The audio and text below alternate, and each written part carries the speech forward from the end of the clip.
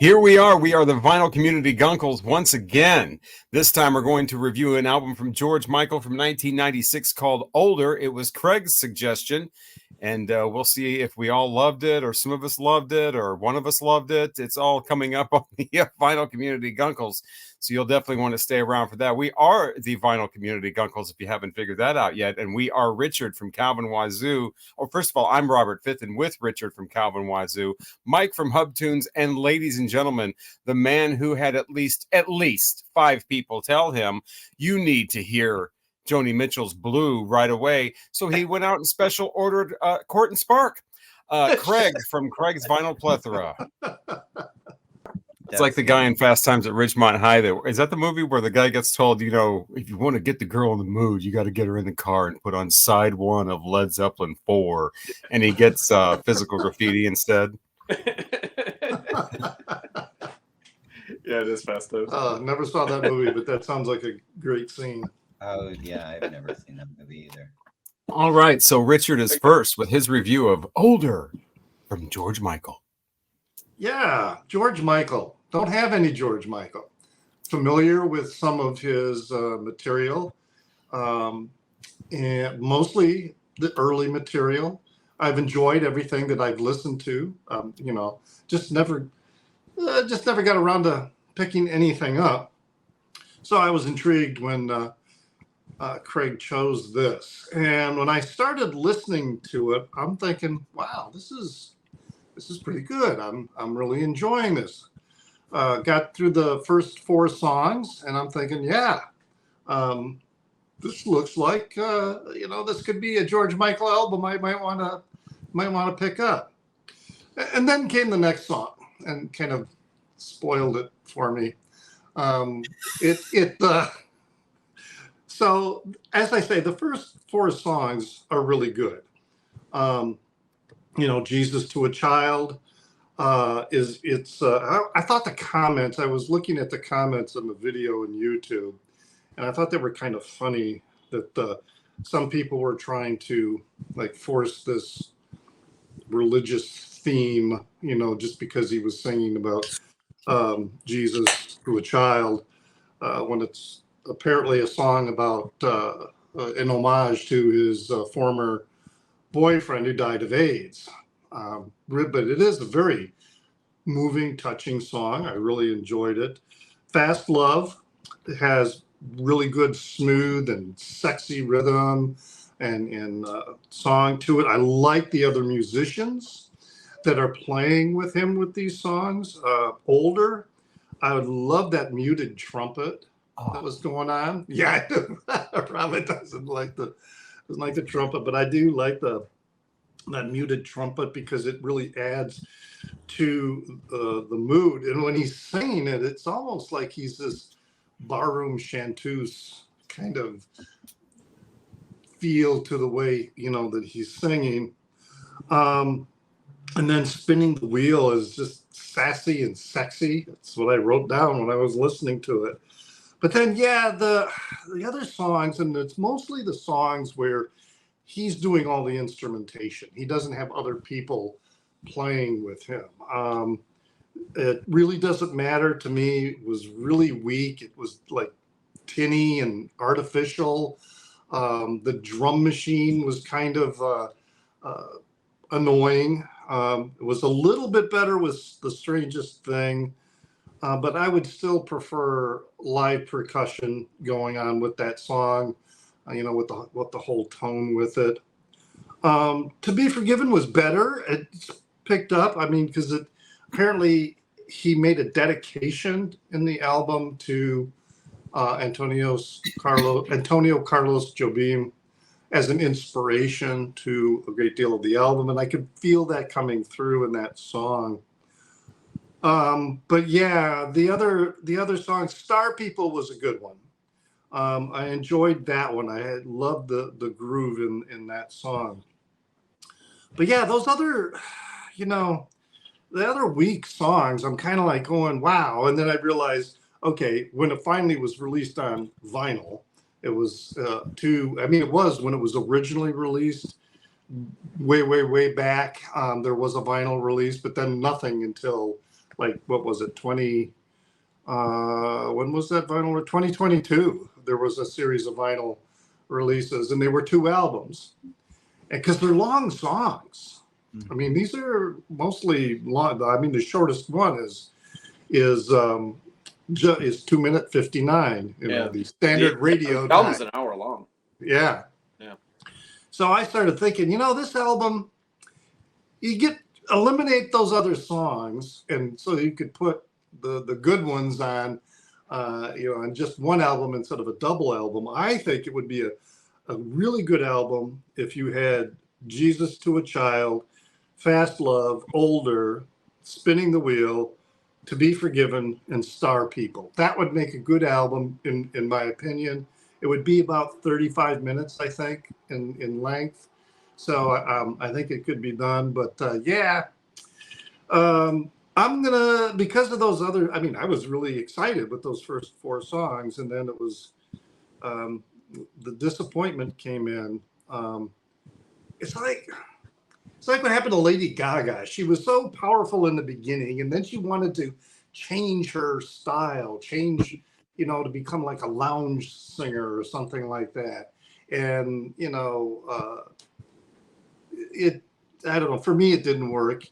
And I kind of miss the poppy, the dancey, the vibrant and enthusiastic George Michael that you got with the earlier releases.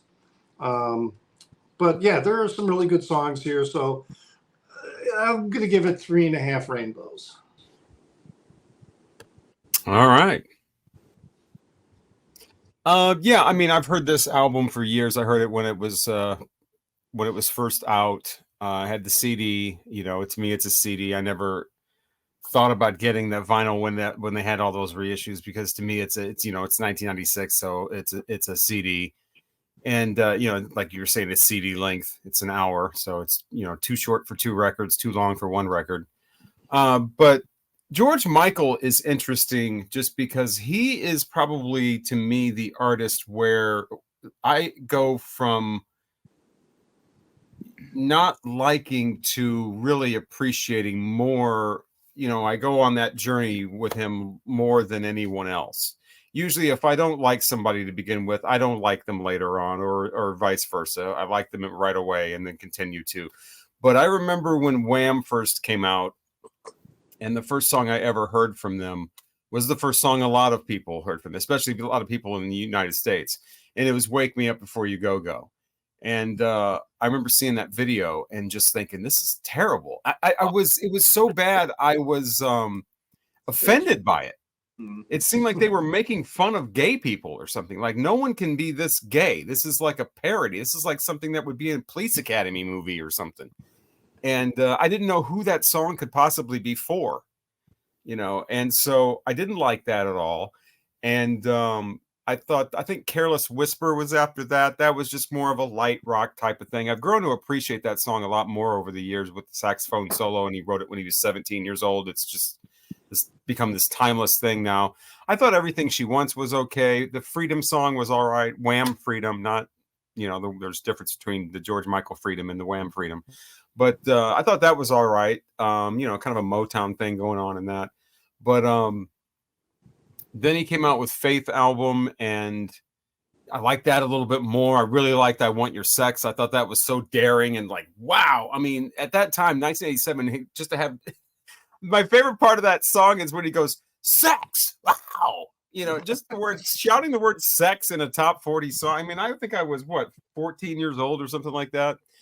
Yeah, that was pretty daring. And there's great stuff on the Faith album. And then the best to me was the Listen Without Prejudice Volume 1, Freedom 90, and all those tracks on there, Waiting for Time and all that. And it really speaking out and being on the front about the whole AIDS crisis that was going on, being one of those entertainers that was way out there in front of that. And then the whole thing with the public persona of him and kind of inching towards coming out, and you kind of knew he was, but and it was kind of this nod and wink thing. He was all about the gay community. And then of course the arrest came when he really did come out. and trying to pick up guys in the urinals. It's like, okay, now this is somebody I can relate to a lot more than Wake Me Up Before You Go Go. And I heard somewhere along the line, I heard that Fantastic album. It's called Fantastic. It's not Fantastic. From Wham, the one that came out before Make It Big. Mm-hmm. Wow, that's awful. I mean, just like the worst music on the planet. It's So to got go Bad from like Boys in that, it. that's terrible. Have you guys It's heard that wonderful. album, Fantastic, with the No, Wham Club rap Tropicana and Oh, is and that Wham? Bad Yes, Boys or something like that? And I Bad Don't Need a Boys Stick Job. And Together. Woo, it's woo. awful. And to go from that to like,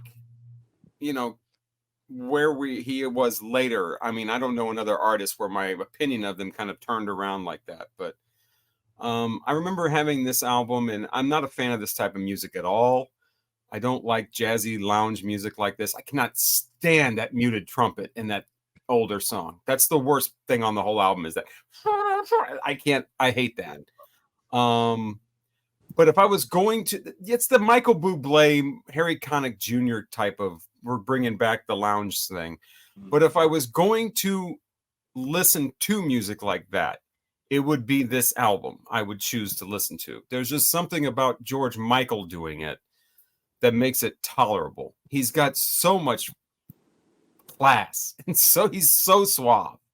I mean, he is just wow, what a presence, I mean, I've never met him or been around him, but he seems like he could just walk in the room and change the whole mood, change the whole. I mean, he was just larger than life, and so this was really him just kind of calming down and getting intimate. And I love the fact that it's called Older, and he embraced that. So I love everything about this album. It's just that listening to the album itself doesn't, the promise isn't fulfilled, because like Richard was saying, it starts out and you're like, okay, Jesus to a Child. Okay, Fast Love. Okay. And it's smooth, but it's got a beat to it. You're in the club, but the club is a little subdued. You're still going to pick somebody up and fuck them, but it's going to be like you got some class in this fucking. This isn't like some dive bar. This is classy fucking going on here, and then Older comes along with the fucking trumpet, and it's like, okay, well, we can do without the trumpet, but the lyrics are great and whatever. Spinning the wheel, okay, it really doesn't matter. And then, like exactly what Richard was saying, you get towards the middle, and everything starts to sound a little bit not fully thought out, and a little bit artificial, and a little drum machine-y, and but it's 1996. That's the thing. Yeah. I mean, that's what you're going to get. Everybody's got it. I'm surprised there's not in it. I'm surprised we don't start Cabbage Patch. There is a little bit, isn't it? Yeah, it never gets to that point, but that's a little bit. Move On. This is probably my least favorite song on the whole thing. It's the one where he starts the no. That's a no. That's going to be a no. Like the party sound in the background. Where people talking it's like that sounds in the 30s. Okay. Right, and I'm not into the George Michael at the Cotton Club. That's not going to work for me. But Star People gets it back in. You Have Been Loved is great, and I just wish there were a couple of more tracks like Fast Love, where it brings it up a little bit and it brings up the energy a little bit, so you can have those kind of ebbs and flows and those kind of peaks and valleys instead of just like almost going off into a nod halfway through. And yeah, I think Richard's right. I think it would have made a great 45-minute album instead of a 60-minute album. But that's another thing from the 90s. Everything was too long because we're not restricted by record times anymore. We can go 60-minute albums and 70 minutes, and everybody's making hour and a half long albums. And it's like, that's that's all the drawbacks of the 90s are right there on this. You got that, you've got the synthetic music, and there's a lot of missed opportunities on this, but you have so little to choose from with George Michael. I mean, the guy what did he put out, like 5 albums or something like that? And a couple of EPs. Yeah, Yeah. EPs and a Eight single if, here and there on a eight if you include the Wham, but yeah, you and then don't the need to. compilation every once in a while something would pop up on that. Those songs were usually better than the ones on the albums, but so yeah, I'm right with Richard. I will I love you know the concept of the album, and I love the promise of the album. It's just that when you actually listen to it, it's like it's all right. So I will give it 3.5 rainbows. I just wish he would have come out before he passed. He just died way too soon. I wish he would have come out with just a stellar George Michael album that was just like not worrying about getting the hit. I mean, he already did the hits. Come out with just something that was just for gay people and just a what the young folks call a banger all the way through. But he never got the opportunity, because the one that follows this is a bunch of that Rod Stewart thing where songs of the last century where he's doing all the covers and Yeah. he doesn't go Which back is as far as Rod good. Stewart, I but like it's the it. same. Yeah. I'm going to take the classics and redo them. No. Yeah, he did a great job on that. Yeah, we don't need that. No. This is good. George Well- Michael didn't sing anything. I'm kind of like you, Robert. When Wham first hit, I was like, "What the fuck is this?" I didn't get it. I didn't know, like you said, I didn't know who they were selling to. Who was their audience? It was 12-year-old girls, is what I'm guessing, and boys. So it was very strange. I did not like Wham. I remember thinking, "Who are they mocking? They're mocking me." Yeah. Yeah, and I think I really turned away from them on that. I did not like Wham at all. And then he goes solo, and he's got kind of like, he's getting handsome, and he's a little bit grizzled now. And those first like 3 solo records are terrific. I really like all of them. His vocals, and his vocals on that. I took notes, took lots of notes. His vocals are always stellar. They're great. They're great on this. He creates a scene, and you believe him when he's singing these songs. Whether you like the songs or not, there's a couple of really good songs, and for the most part, I did not like this for the most of it. But even on the songs I didn't like, it was his vocals that just kept me listening and liking and wanting more. Like you were saying, I wanted it to be better. Because it opens up with Jesus to a Child, which is a song we've all heard, hundreds of times. It's a gorgeous song. It's powerful. Those lyrics. It's a terrific song. And then Fast Love. I love Fast Love. I've always enjoyed that song. The song Older, lyrically, it's pretty cool. It's really nice. And Spinning Wheel was probably, actually, I didn't really know Spinning Wheel. I had never heard this record before. So I had never heard this. Spinning Wheel is really good. I enjoyed that song. Actually, that was the one where I was like, oh, cool. I was really getting into it. And then It Doesn't Really Matter. His vocals are great on that. They're really solid. You just believe him when he's singing. He's got such a great tone to his voice. And then The Strangest Thing kind of has a little bit of a Middle Eastern vibe to it.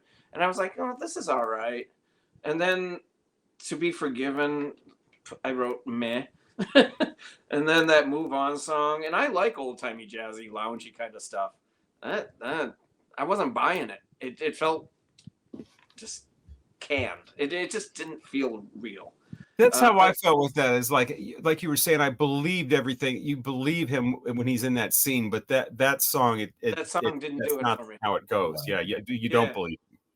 Yeah, exactly. The song Star People. And on second listen to the record, I liked it more than I liked it the first time. That Have You Been Loved? You Have Been Loved?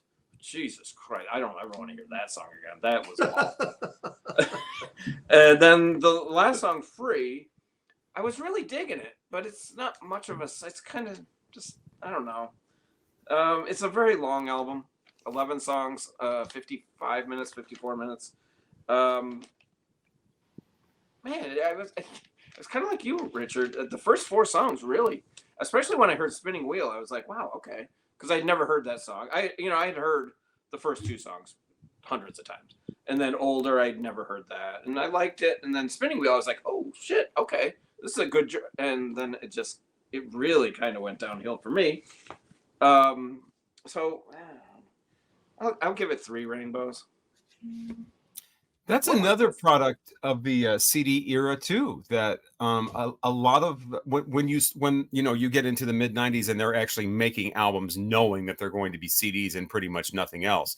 Right. They are all front loaded Yeah. because it's not like a cassette where it just starts wherever you left off and you're hearing the whole thing because you put it on and it play it and you stop it, and if you stop it on song 3 side 2, next time you play it, it's going to be on song 3 side 2. An album, you're going to put on one side or another. It's either going to start off on the side 2 or going to start off on side 1. But a CD, mostly every time, it's going to start at the beginning, and it's going to go. Most people probably don't even listen to the last 5 songs. Right. And so it was Daniel. How do you say his last name? Lanois.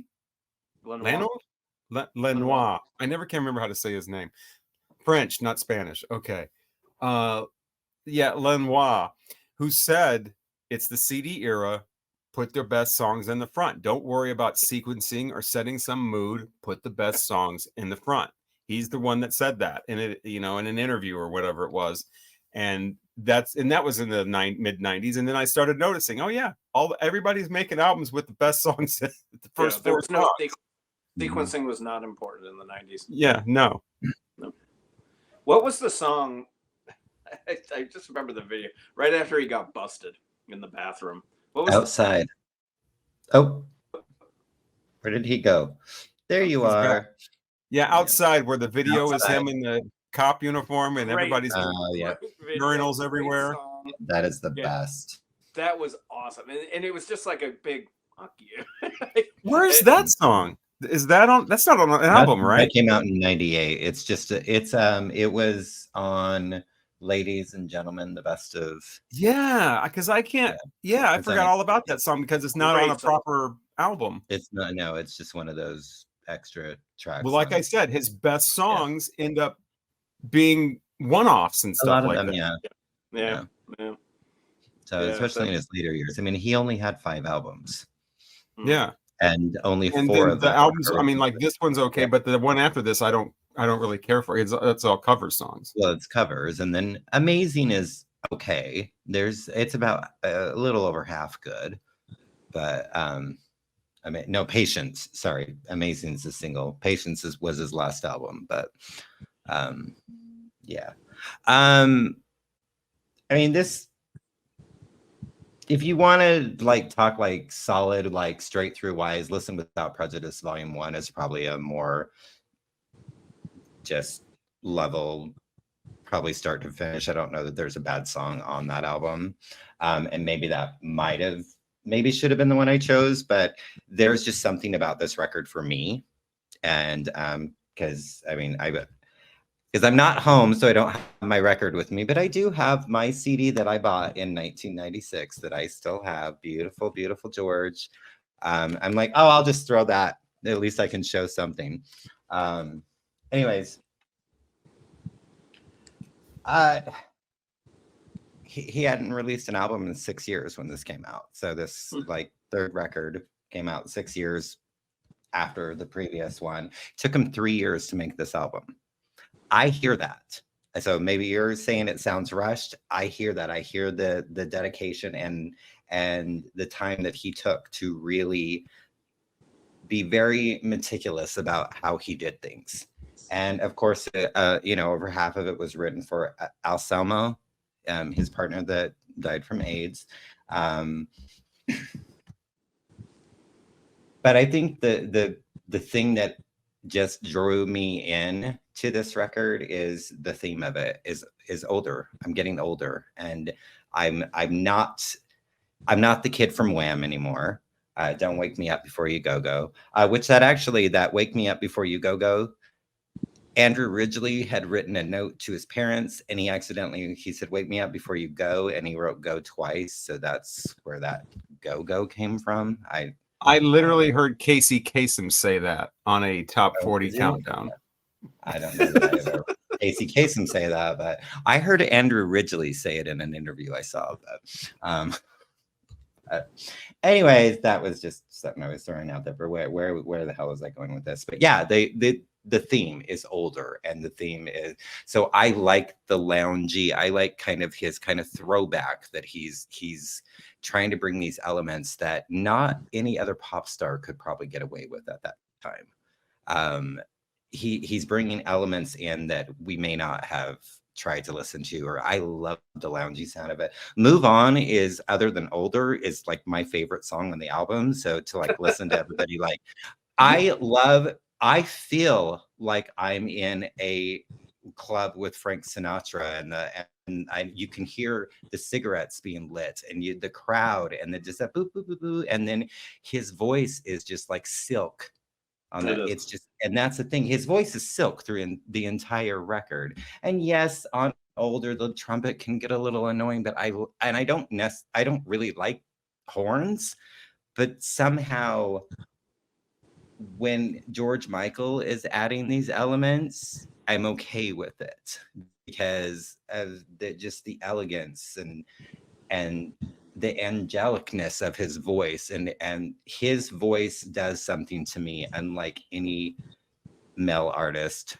Well, I mean, maybe D'Angelo, but that's in a different way. Like emotionally, George, like, I feel it. I feel every word he's saying, and it's because of the way he's delivering it.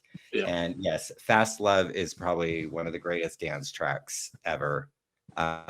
You just, and there's really good remix, because Spinning the Wheel and Star People, those were all over in the gay clubs in the 90s, but they were the super like dance remixes.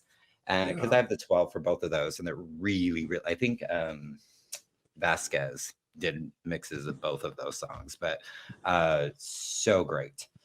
But yeah, this is just always going to be, maybe it's not the best album in the world, but to me it's one of the best albums in the world, just because of where I was, and just, I don't know, and the whole just message, because I was getting older. And as I listen to it, the older I get, the more I appreciate it. The more I was about to say, in more, 1996, you were getting older. well, yeah, I mean, I was 23, but you know, it was Oh, just like, boy. I was, you know, but it was just Ancient. kind of like, you know, I was, you know, kind of, I guess I was getting older in the sense of I was maturing, understanding things in a different way, and I was realizing who I was, and I'd been out for about a year when this record came out, so it just kind of like, maybe that's what resonated with me. But it really, the theme rings true, obviously now more so than when it came out in my 20s. But to me, it's like a fine wine. It gets better every single time I listen to it. I hear something I hadn't heard before. I catch a word that I missed, or a little, you know, bing, bing, bing in the background that I hadn't noticed before. Just, you know, maybe he took a breath that, oh, how did I miss that before? So I don't know. It's just every single time I listen to this record, it's like a new experience for me. And so it's, again, always just, and when it came out on vinyl, because I'd been trying to get an original UK pressing for like years, ever since I started buying vinyl again in 99, that was on my list of one of the first things that it was like, I have to have this. So when it was reissued, it was like a dream come true for me. But yeah, just, it's just, I love George. And when because I did see him, I only saw him once, and it was one of the highlights of it. Was like his 25 greatest hits concert tour, and he hadn't been to the US in like 20 years at that point, and I think he died like less than 10 years after that. But it's still like one of the best like moments of my life, because he is classy, and that voice was just, he sounds just like he does on record. You know, it's live, it's better live. But I mean, so yeah, I'm yammering on about my George, and I'm giving it 4.5 rainbows. Yeah, I think the thing about, I really appreciate that a gay guy, somebody of his stature especially, puts out an album called Older, and then with that sound, I think I appreciate the album a lot more than I enjoy listening to it over and over again. definitely. And you know, when you've got all these other acts that started off in the 80s, whether they're gay or not, and they're still, it's 2006 or 2010, and they're still trying to act like they're, sexy and in the club, and oh yeah, it's a hot night, and or we're gonna party all night, and they're not partying all night, they're not, he just seemed like he was above that nonsense, and he was going to keep it real. Yeah, The song Older, it seemed like I had read someplace where it was kind of a song that he was directing at the record company because he was trying to get out of his contract, and basically he was telling the record company, I'm not the person, that you sign. I'm not doing that anymore, and this is the direction I'm going. And I guess the record company was kind of like, yeah, okay, whatever. And then they didn't promote it. That's what I was reading. They sort of like deliberately shafted him by not promoting the record. Yeah. Well, he does that every album he comes out with. He did that with Listen Without Prejudice. That's what the freedom was. Freedom from the image that he'd curated. He did that when Faith came out. Yeah. With the burning of that the burning of the jacket that he wore in Faith, I guess. Yeah, it was in the Freedom 90 thing. Burning the jacket, and I'm not your MTV guy, and But yet in '96 when this came, he was still one of the biggest stars in the world, especially in the UK. He couldn't walk down a street in '96, and then he has the balls to put out an album like this. I have so much respect for that. Yeah, people who just do what they want. Yeah. It's good to be an artist that powerful. He's an auteur. All right, so that's our review of George Michael's Older. Leave your comments as to what you thought of the album if you heard it, or our comments on the album, what you thought of those. We would love to see those. What's the tally on the score? Mike knows what album we will be reviewing next. I do. Yeah, you're after me. It's correct. It is. Yeah. Oh crap. 14 and a half, right? 14 and a half is what did. the score was for Older. Yes, 14 and a half. Yeah. Okay, this is it. Oh, we've done him before. Did we do this? No, we didn't. John Grant. No, but we've done another one of his albums. Yeah, early on we did the one where he's sitting at the table. Yeah. John Grant, Queen of Denmark, his debut. That was a lot of thought was put into that. Yep. Yeah. All right. God, it seems like I just freaking did mine. But I guess that was a while ago. Yeah, that was London Calling. That was our most popular album, and you follow it up with a random poll. Guess there was no topping that. We're going to review John Grant and Queen of the Broken Hearts or something like that. Queen of Denmark. Queen of Denmark. Queen of the Broken Hearts is, of course, Loverboy. We also have the tops and bottoms of 1998 that we'll discuss. The best and worst music of that year. That'll be a lopsided episode.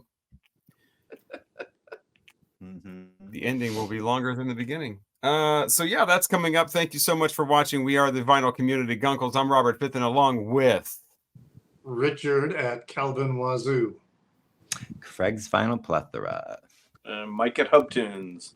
And we also will play another game coming up as well. That last game was so much fun. We should do that again. We might. Yeah. I think everybody had so much fun playing along. We are the Vinyl Community Guncles. Thank you so much for watching. We'll talk to you again soon.